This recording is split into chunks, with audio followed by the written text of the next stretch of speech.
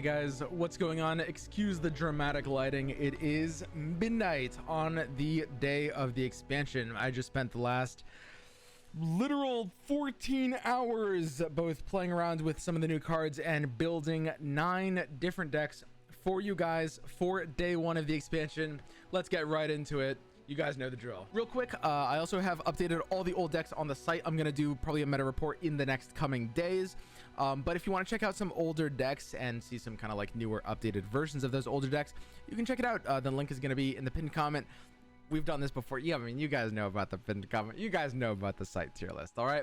But this video is going to be exclusively breaking down new decks for the Bandlewood expansion. And boy, do we have some high power cards right at the start of the expansion here, as we get into Sion Discard aggro, our first deck. Now, this deck uses Reborn Grenadier, a pretty powerful 1-drop. Well, I say 1-drop. You don't really want to be playing this on turn 1. When you discard it, it summons 3/2 ephemeral, so it's basically like a better jury rig. This is a very defensive card. You usually want to use this as a blocker more than an attacker, but you can push damage with it as well. Fallen Rider. This card's insanely powerful. This is probably the strongest card in this entire deck. 2 mana 3/1. When I'm discarded, create a Risen Rider in hand, which is a 4/2 fearsome. Basically, you almost always want to be discarding Fallen Rider. It will just for free generate you a powerful 2-drop in play, which is super nuts. Usually this deck will play like Zonite or Poro Cannon on turn 1, so that on turn 2 you can just play this 2 mana 4/2 fearsome that you just drew for free, which is absolutely insane. Ancient Warmonger, a 5/5/5 Overwhelm, which you can often discard to grant a little bit of a buff to your strongest ally and push a bit of extra damage. And of course, the man himself, Sion. Now, Sion will level in this deck very, very quickly. I was playing around with it quite a bit, and he is almost always leveled, basically leveled on turn 7 guaranteed. And he'll come out as like a Darius stat line, but with a special ability that when he dies, Sion return to get summoned, which will rally with his own Overwhelm, and that will basically just kind of like win the game on the spot, right? So he's kind of like a Darius, except they can't really kill him, which is pretty effective. Now, he's a bit of a slower card. You can also discard him to grant Overwhelm to one of your allies, although oftentimes we don't end up doing that with this deck, but it's a really nice finisher for slower games. So think about this like discard aggro, but slowed down a little bit compared to the Jinx version that plays for Vision and more Swarm. Now, overall, this is a super powerful list. This is effectively tier 1. Now, me and a lot of people are going to be messing around with the first week of different ways of building Draven Sion, especially with Worlds coming up basically a week from now. It's going to be kind of like a race to be able to perfect this archetype quicker. Now, a lot of people are going to be messing around with like old school versions using like some of the Jinx stuff. And while, you know, Jinx versus Sion might be a little bit meta dependent, the core of this deck is extremely powerful, and it might be a lot of cards different, but it will eventually stabilize as a tier 1 deck. There's literally no way it won't. So again, I'm not even sure it will run Sion at the end, but the idea of Draven PNZ semi-discard like tempo deck will be tier 1 guaranteed. There's no way it won't. Overall, I find this deck a ton of fun. Personally, this is one of my favorite ways to play. You have to kind of like think a little bit about kind of like how you're discarding things. There's a lot of very counterintuitive things with this deck. If you're gonna check it out, here's a really important tip. You should almost always be mulliganing Reborn Grenadier from your opening hands. I think like people are gonna pick this deck up, and the biggest mistake people are gonna make is they're always gonna keep Reborn Grenadier in their opening hands. You don't want to be pushing too much damage on turn 1. I see a lot of people like in comments and in Reddit and stuff saying like, oh, with Reborn Grenadier you can do like 6 or 7 damage on turn 1. And that's completely opposite of how you want to play this deck. Damage on turn 1 is only useful if you're keeping unit presence, right? You don't really want ephemeral damage on turn 1. You can get it whenever you want later.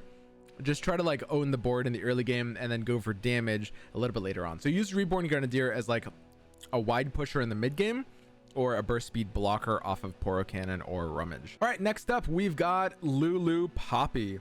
Now, this is a Demacia Bandle deck, and it's using some super powerful new cards. Again, this is going to be very competitive. Might end up being closer to high tier 2 than tier 1, but definitely a very, very competitive list that we are going to be seeing a lot of in the coming weeks of the Bandle expansion. Now, of course, Lulu was reworked to be a dual region card because, of course, she is a Yordle in Bandle, so she fits in this deck in the Bandle category.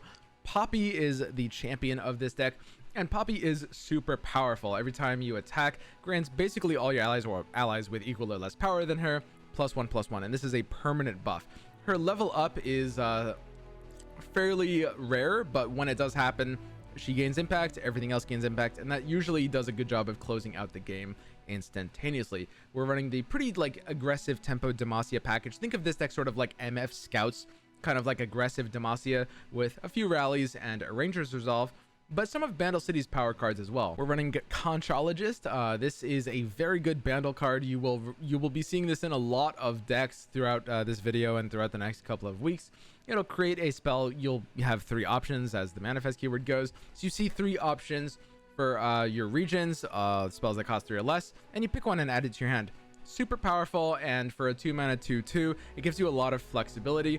Demacia has a really good spell pool for the 1 to 3 mana spells, right? Stuff like Relentless Pursuit, stuff like more sharp sights, single combats, a lot of, you know, like cheap combat tricks, cheap barrier stuff, and cheap buffs. So Conchologist ends up like pretty powerful here, and it's really just a way to like gain more access to flexible tools.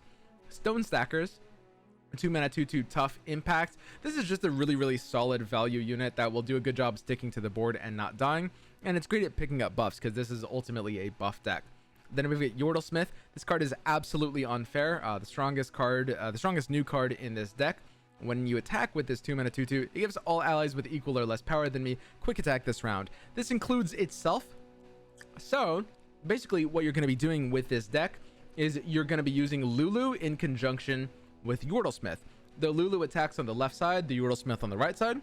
The Lulu will trigger first, making the Yordlesmith a 4/4, and then the Yordlesmith will trigger and give everything, including Lulu, with 4 or less attack, quick attack, which protects the Lulu on its own attack. Like, if you've played a Lulu deck before, you know how big of a deal it is for free just giving Lulu and your entire board quick. This card will literally give your entire board quick attack on every attack. Absolutely ridiculous.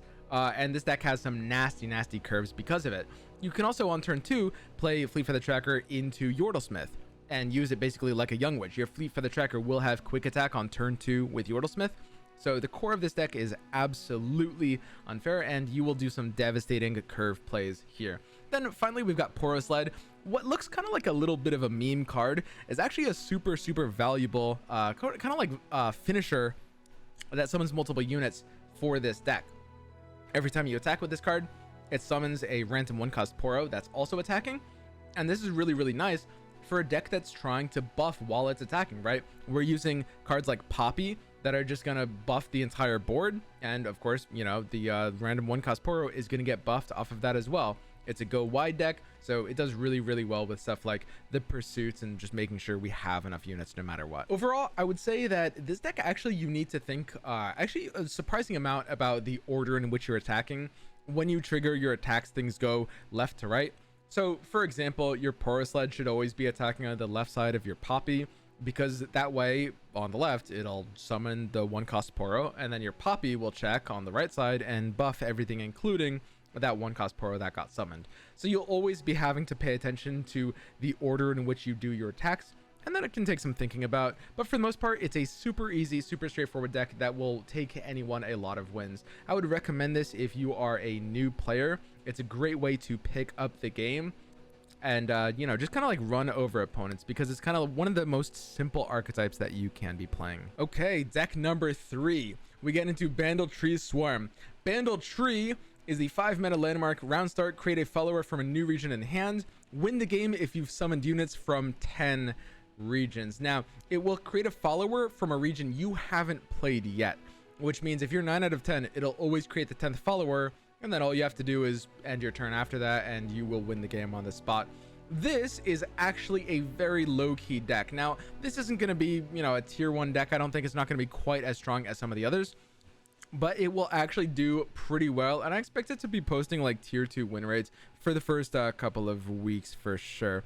It might stabilize at like tier 3 at the lowest, but this is actually a much more solid archetype than it immediately seems. Basically, the premise of this is simple. This is a Bandle Allegiance deck. We're using their Allegiance card, Gruff Grenadier, and we are swarming the board while playing as many multi-region cards as possible to help the Bandle Tree. We're using Proto Poro from Freljord. Bandle Commando creates Hungry Owlcats from Ionia. Teemo and Aloof Travelers are PNZ. Arena Kingpin is your Noxus. Loping Telescope helps you out with Targon. Mirai Warden is your your Bilgewater Splash, and it summons random follower, which could be from one of these other regions. Tenor of Terror is actually pretty useful in this deck for being a Shadow Isles card. And of course, you've got the Poppy for Demacia, and this is kind of like your side win condition. So it's a go wide swarm deck. Similar to the other Poppy deck, this one you will buff a lot of cheap units, and sometimes Poppy will buff them and you'll be able to kind of like put on pressure and, you know, swarm the board. But in a lot of cases, what you're winning off of is going to be the Bandle Tree. That's why this card is a 3 of. It is, for the most part, your primary win condition here. We're also running this card, Pokey Stick, which is one of the best cards in the game. It is Bandle's core spell. You are going to see this in many, many Bandle decks. And it is super, super good in a deck like this that's looking to draw more tools. The fact that this can, you know, pick off units, hit face, replenish itself is super, super valuable. And the last thing that ties this deck together is the Bandle City Mayor. This is a really, really powerful card that manifests, you pick 3 options of a multi-region follower when you play it, and it discounts all of your multi-region units. So when you play this card, the discounts will actually get pretty insane, and you can just vomit out your hand really wide and do some disgusting stuff with Poppy just the turn after, right? Like, you'll actually be able to get some really ridiculous curves. Now, the one sad thing is, and I know some of you guys are going to ask about Tristana, right? Tristana is one of the new cards, and she in theory is meant to be ran in an archetype like this because she levels up when you summon multi-region allies, but unfortunately she doesn't really make enough sense in her own deck, which is kind of sad. She probably will need a little bit of a buff. If you want to run Tristana somewhere, it should be here, but unfortunately you're kind of better off not. Overall, this deck is going to be really underrated. It's a ton of fun. The deck is going to play out very, very different every time because you have so many randomly generated cards. Loping Telescope will manifest you cards, right? You're manifesting cards off of the Bandle City Mayor. You're getting, you know, random Yordles off of the Gruff Grenadiers, random Poros off of the Poro Sled, if that counts, and, you know, random followers off of the Bandle Tree, right? The way the game plays out is going to be very, very different every time. And the deck is actually surprisingly competitive. Like, this is not a bad deck. So like I said, it'll probably end up somewhere in like low tier 2 or maybe high tier 3. But I mean, we'll take those. Like, again, these are competitive tiers, and that means like they'll be within ranges of being able to climb to masters, albeit not as quickly as like a tier 1 deck. All right, but speaking of tier 1 decks, let's check out Go Hard Senna, because this deck is pretty crazy. So we've got this new champion Senna, and she is powerful. 5 mana 4/4 quick attack. You create these free darknesses in your hand, which is okay, it's just kind of free value, but what she does most importantly is all of your damage and kill spells go to fast speed if they were slow speed. That's a really, really big deal. On level up, which is pretty easy to do, slay 3 units with spells, she basically just starts discounting your things further. Your kill spells also cost 1 less in addition to that. So what Senna's going to do is she will take cards like Piercing Darkness, this beautiful new 6 mana laser beam, and Withering Mist, and she'll make them into fast speed cards. You can use fast speed Thermo Beams, which is kind of hilarious, honestly, and you can use fast speed Go Hards, which is even better. Now, there is a really, really, really key interaction here. Pack Your Bags would also turn into fast speed, but there's a really, really key interaction here, which is that if you play your third Go Hard and your 4th Go Hard on the stack at fast speed at the same time, then your 4th one will turn into Pack Your Bags, even though you've only paid 1 mana for it, right? It's really, really weird, but that's how it works when you can make Go Hard fast speed, because by playing them both at the same time, you've already spent the 1 mana on the Go Hard, but it turns into Pack Your Bags even though you spent 1 mana on it. So you're basically cheating out a 1 mana Pack Your Bags if you can do that, if you can play double Go Hard at fast speed to finish it, which is really, really powerful. But what might be even stronger is this card, Station Archivist. This card is bonkers. We're going to be seeing a lot of this card in competitive play over, well, the upcoming months, I guess. It's a 3 mana 3/3. When you pick a spell in it, when you play, you get to pick a spell in the top 5 cards of your deck, and you get to create an exact fleeting copy of whatever you want in your hand. So this is obviously very, very good with Go Hard because you can clone your Go Hards pretty freely, but you can use this with a lot of spells in this deck. I mean, even if you're using it on like a Mystic Shot or a Vile Feast, you're usually getting very good value out of the free spell. And most frightening of all, you can use it on Hexite Crystal, and it's actually pretty easy to do. All you need to do is have the Fallen Feline get triggered, then shuffle your deck by using either Practical Perfectionist or Time Trick, because predicts shuffle your deck. So once your deck is shuffled, the Hexite Crystal could be anywhere. If you at that point use Station Archivist, you should only do this when you have enough mana banks, but if you use Station Archivist and if you see the Hexite Crystal, then you'll clone it without changing the order of the top 5 cards in your deck. So you're about to draw another Hexite Crystal in a few turns as well. So Station Archivist is absolutely nuts here. You're cloning your Go Hards, you're cloning your Hexite Crystals, and you're getting really, really good value out of it on pretty much any of these spells. Just make sure you're playing this when you have at least 2 spell mana banked usually. And finally, a really cute addition to this deck is Catalog of Regrets. I actually, wasn't feeling this card that much at first, but it has warmed up on me super, super fast, and I'm currently running 2 in this deck. It's a landmark for 4 mana, and basically it just creates fleeting copies of spells that you used last round, right? This is really good for cloning Go Hard because, of course, you get more Go Hards. For Pack Your Bags, you can clone Hexite Crystal with it, and you often will in this deck, which is pretty ludicrous. You can clone pretty much anything you want with Catalog of Regrets. It'll create a random choice out of anything you played non-fleeting. So sometimes to be able to make it get what you want, you might have to refrain from playing multiple spells, but that's okay.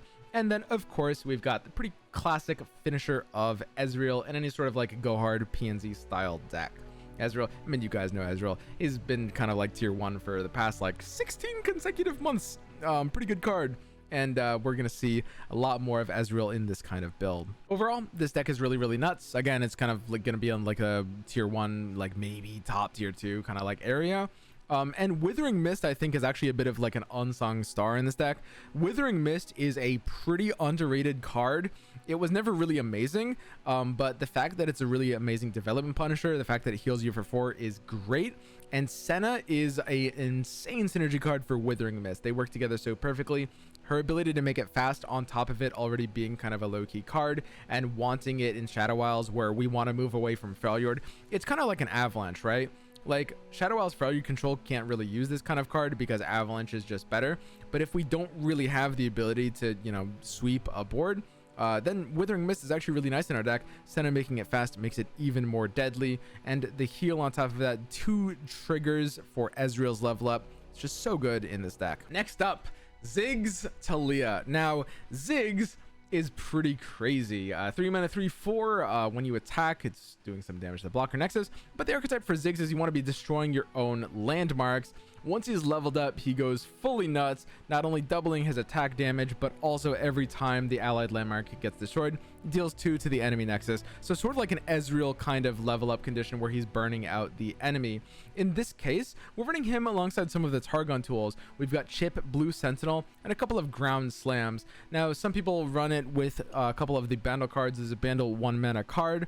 That's a 2/1 that summons a little bomb for Ziggs, but Chip actually ends up being a little bit better in this slot in my opinion. This deck is surprisingly sweet. I think this will stabilize as a solid tier 2 deck. We got a ton of good new landmark support, and Taliyah decks, I mean, Taliyah's just not the meme she once was. Taliyah is a pretty good champion right now in the right kind of deck, and with all these new landmark supports, she's going to be leveling and doing quite a bit in this style of deck. Endless Devout is a new 3-drop, which is pretty insane. When it dies, you're basically just getting a free landmark that's giving you a free 5/3 Fearsome that comes out on the board, which is super good. Waste Walker is a little bit of an inconsistent card, but when it pops, this card can easily just like achieve like 7/7, 8/8 stat lines super fast. So overall, pretty solid. Honestly, less nuts than I immediately thought it would be. Like, I thought this card would be absolutely crazy, and it's definitely not that nuts, but still very good when it pops. Then we've got Herald of the Magus, very easy to enable in this deck. All you have to do is destroy 4 allied landmarks this game, which usually happens by turn 5 or 6, and it grants your champions everywhere +2/+2 in Overwhelm. Now Ziggs and Taliyah really like having Overwhelm. Taliyah always kills her blocker, so Overwhelm is pretty much always smashing in the Nexus for 6 with her buff stat line, which is going to be super good for ending out games, and why I've decided I don't think we need Malphite in this deck, although you can run 1 copy of Malphite instead of a Taliyah. That'll work just fine. Like I said, surprisingly solid deck, and by far the best deck in history to ever use this cute little fella chip. So if you're a chip enthusiast, this is definitely going to be the deck for you. Next up, our Caitlyn deck. This is a fairly standard Caitlyn build. Caitlyn, of course, being the new trap champion, she can plant the flash bomb traps into the top 10 cards of the enemy deck. And when she levels up, she can start dealing some additional chip damage in addition to, planting more. So she'll level up a little bit faster when you have access to, the Teemo and the Puffcat Peddler, but basically she's just a way of controlling the board a little bit. The flash bomb traps, unlike the mushrooms, they don't damage the Nexus, they damage a random enemy on the board. So if you get a little bit lucky, you can sometimes control the opponent's threats. Bit of a fun fact actually, because Predict shuffles the deck, it's actually a really good counter to the flash bomb traps because they're always in like the top 10 cards. But if you then predict and shuffle your deck, then they're not in the top 10 cards anymore. But in addition to Caitlyn, we are running Sting Officer, her follower, that's also just generating the flash bomb traps while dealing chip damage with his elusive body. And the standard kind of like PNZ Freljord package that is pretty consistent with like Teemo Ezreal versions.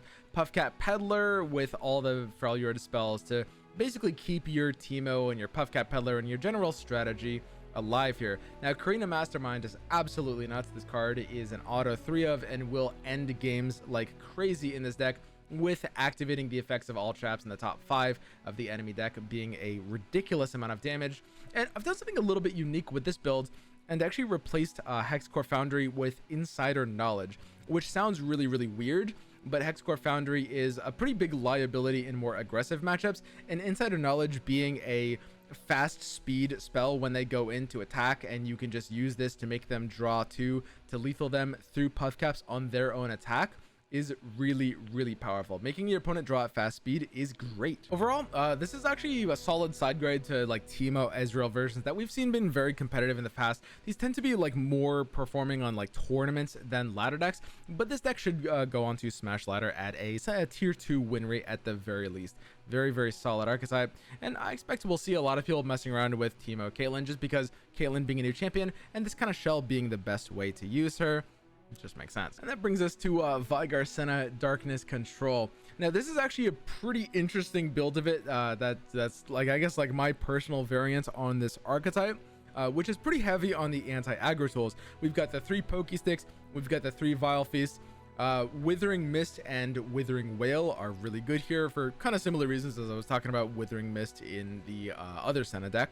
And of course she'll make it fast in a lot of cases. Piercing Darkness, which is another core card in Senna, but in this deck we're going to be using Veigar, and the whole point of the Darkness package, we run all these units that are going to be discounting our darknesses, buffing our darknesses, or increasing the damage of the darknesses. Veigar is going to be giving us a darkness once it's leveled up every round start, which will close out the game super fast because your darknesses will be able to deal face for 5 or 6 damage at that point. And it's really a game of being able to find the Veigar and stick it to the board, because the way the archetype wins is basically just off of these champions, right? So in this case, we're going to want to mulligan pretty aggressively for Veigar and Senna and make sure we're trying to protect them, which is actually why I'm running 1 Missed Call here. Now, for the early game darkness cards in general, we're running Dark Bulb Acolyte, which is a 2-drop that just creates a darkness if you don't have one, and the Catalyzer, which if he gets a free strike, your darknesses everywhere get +1 damage, which is really important. I mean, this is kind of like the big part of the payoff for this general archetype, right? So a super solid kind of like early composition here. Now there's a couple of cards that I'm not running here, one of which being the Solari Sentinel. This is a 3-mana way of triggering a darkness, but we have a lot of ways of getting darknesses already, and this one is worse than the Acolyte. There's also another card that you might notice I'm not running, which is Stilted Robemaker. Now I'm sure a lot of you guys are going to think it's completely insane for me to not run Stilted Robemaker in this deck, but overall this card doesn't really help your game plan She takes several turns to discount herself, and it's not really going to be what you want to be doing on turn 4 with this deck usually, right? The way this deck wins is by generating darknesses, increasing their damage, and making them fast speed off of Senna, right? Stilted Robemaker takes many darkness casts to be able to pay for itself, and it's really negative tempo on turn 4, which is almost never what you're going to be wanting to do on turn 4 with this deck. And lastly, we're running Otterpuss. Otterpuss is actually a really solid card. It's kind of perfect in this general idea of list because you just play a 1-mana 1/1. It's a solid blocker. You're generating a prank in hand, and you're almost always going to want to use the pranks to make your opponent's spells cost more. And when you do that, you can slow them down by so much that it can actually get really ridiculous. Otterpuss is really perfect for slower Bandle type decks that just want, you know, a turn 1 blocker that can also slow down your opponent's kind of like aggression. Overall, Darkness is an all-right archetype. I think it's going to be like low tier 2. It's a little bit too vulnerable to being able to, you know, be controlled, but Veigar's certainly not the weakest champion of the ones revealed so far. He's definitely all right. You know, you've got, especially with Pokestick coming out, doing a really good job at kind of like tying a lot of these together. Will make it really solid. And then finally, Nami Fizz Elusives. So this is an interesting different build on elusives using the Bandle tools with some of the new Bilgewater tools, namely the new champion Nami, which of course is a really good way to buff your small elusives over and over again. When she's leveled up, she can start basically buffing them by +2/+1 every single time, which gets pretty snowbally pretty fast. We're using a couple of power elusives like the Kelp Maidens that are going to be creating more pranks, the Mirai Songstress, which has an amazing stat line if you've casted a spell before it, and of course Fleet Admiral Shelly, which is just an absolutely ridiculous card. This card will be winning this deck most of its games actually, because of course this can trigger multiple times in a round and is actually very easy to trigger multiple times in a round if you have a hand of stuff like pranks and stuff like the spells that you're going to be getting off of Burblefish.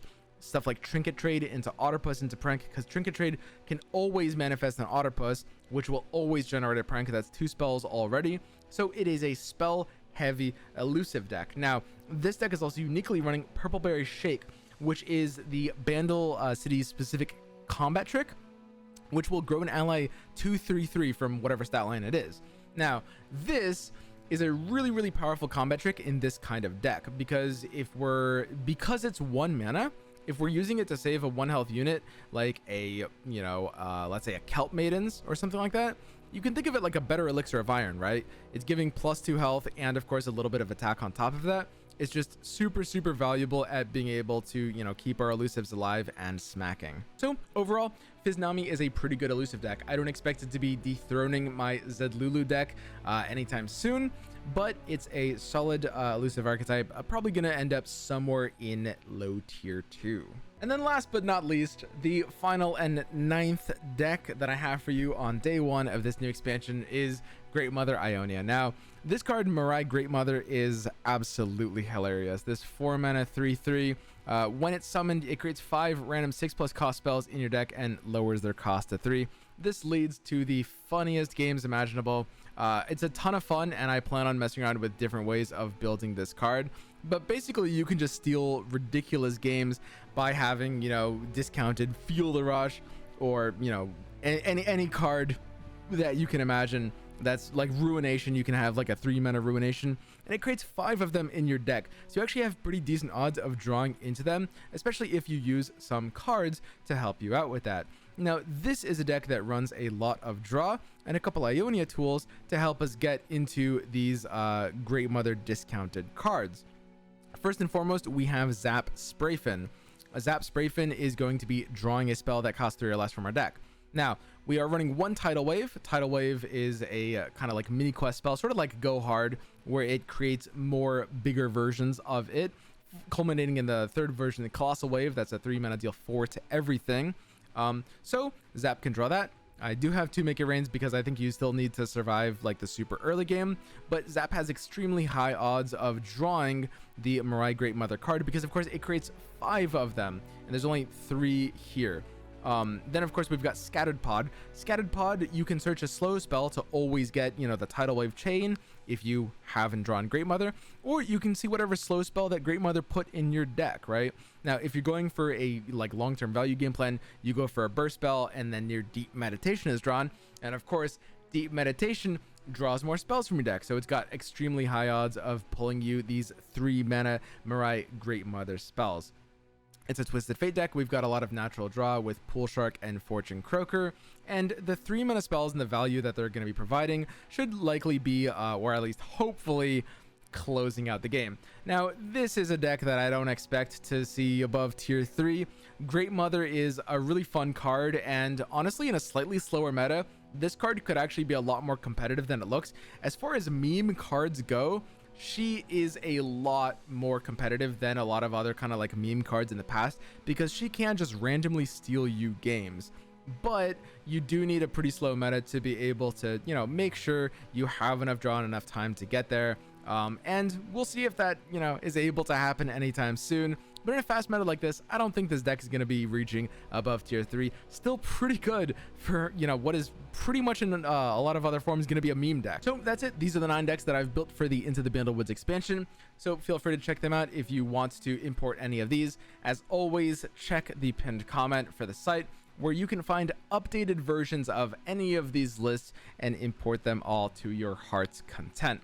I'm going to be, of course, spamming games on Ranked Ladder for the first week of the expansion nonstop. So, you know, if you're watching this video on day of, or really whenever, feel free to check me out. There's a good chance I'm streaming right now as you're watching this on twitch.tv/swimstream, messing around with different decks and finding different ways to improve these ones. So I hope to see you guys there.